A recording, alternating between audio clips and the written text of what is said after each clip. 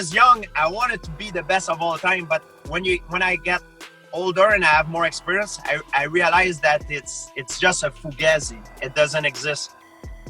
You cannot be the best fighter on the planet. There will always be one guy that will beat you. And I know some people will say, no, it's not true. But if you've trained with many different training partners, with different people, you'll find out it's true, you know? There's guys that are better than you. Maybe they're not fighting. But if you fight them in the gym, you'll see that they're going to beat you. It's like that, you know? That's how the world works, you know? There is no better guy. There will always be one guy that will have your number. He will beat you. And you know, that's how it is. Unfortunately, there's no better guy. You know, there's any given day, one guy will be better than the other. When you fight a guy and you're a champion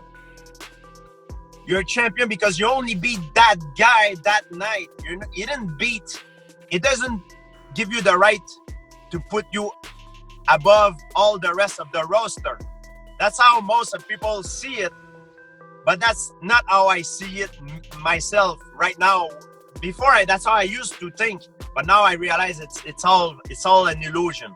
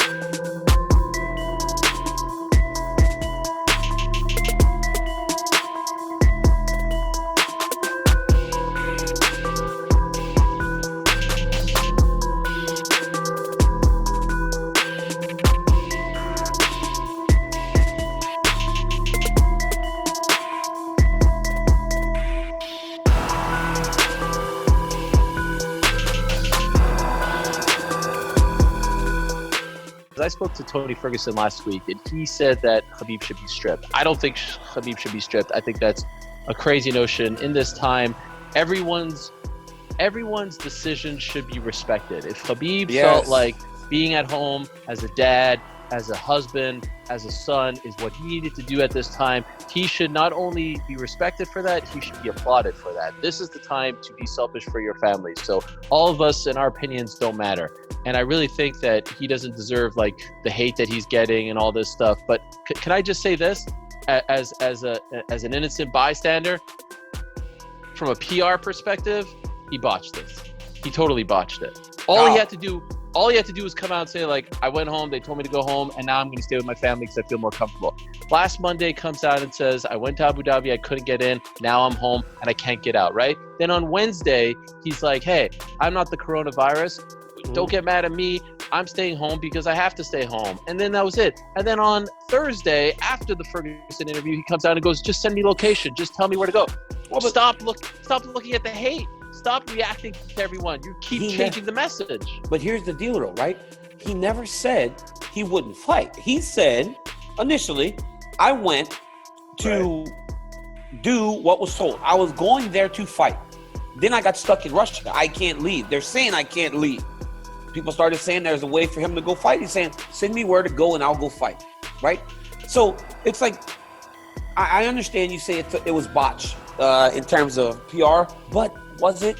I think really that you saw a person, right, dealing with something that bothered him, right? Khabib doesn't want it. People saying he's running or he's afraid of Tony. You got as much transparency from a fighter as you will get from anybody, because you're essentially going through his thoughts with him, but he's just making them public.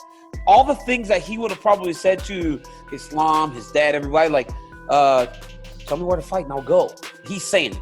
If he's like, well, I'm stuck here, like I can't go back. He's just saying it, right? So he's just essentially being open and honest with everybody. Like, he was very clear that he went there. He didn't have to tell that story. Telling that story that they told him he could go to Abu Dhabi and fight, and then it backfired, that could make the UFC look bad, right? Because they gave him bad information. He left California on them telling him to go there. And it was like, so he's telling you things that he could have held close to the chest, because he doesn't want. Khabib has a great relationship with the UFC. So it's like, he was just, at every step, he was just open and honest, and maybe he shouldn't have been. But people always talk about fighters don't want to be open with him. He was open. You saw his thought process as it played out. If it didn't work in terms of public relations on that side of things, then too bad. But you got to see him making a decision, or trying to make a decision, right in front of your eyes.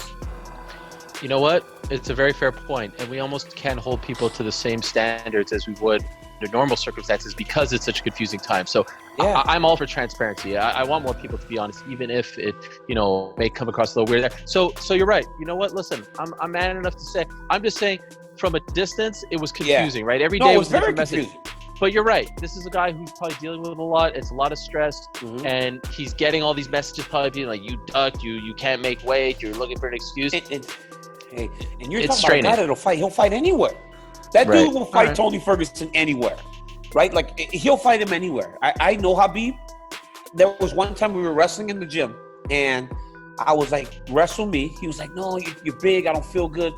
And I kind of clubbed him behind the neck, and I hurt his neck a little bit. He was like, my neck, hey, dude got up, he was ready to fight with me.